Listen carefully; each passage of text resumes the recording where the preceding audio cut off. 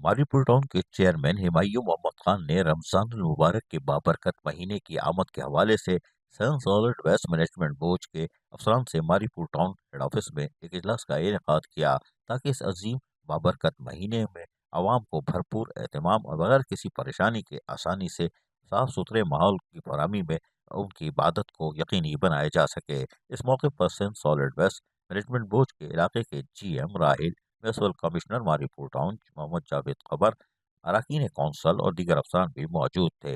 इस मौके पर चेयरमैन हुमायूं मोहम्मद खान ने सॉलिड वेस्ट मैनेजमेंट बोर्ड के अफसरान को हिदायत देते हुए कहा कि रमज़ान की आमद से कबल आपसे इजलास करने का मकसद सिर्फ ये है कि इस बाबरकत महीने में मारीपुर टाउन के इलाके की सफाई सुथराई भरपूर तरीके से होनी चाहिए और लोगों को एक साफ सुथरे माहौल में इबादत के मौके फराहम किए जाएं। इस मौके पर आवाम को भी किसी किस्म की परेशानी का सामना ना करना पड़े। इस सिलसिले में आप अपनी तैयारी पहले से कर लें और इस हवाले से मैं किसी भी किस्म की कोताही बर्दाश्त नहीं करूंगा और अगर मेरे इलाके के लोगों को कोई तकलीफ या शिकायत होगी तो मैं सख्त एक्शन लूंगा।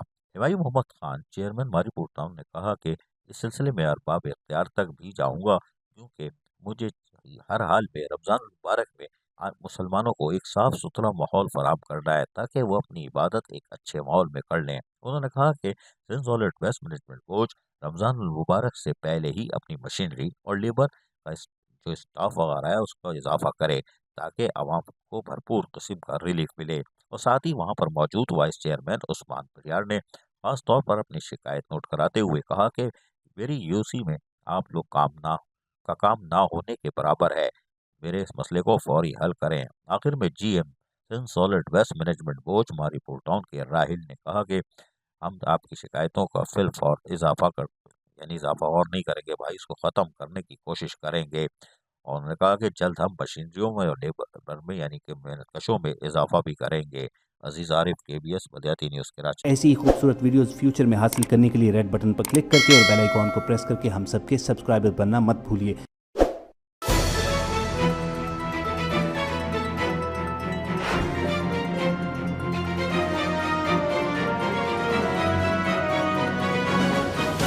KBS बल्दियाती न्यूज़।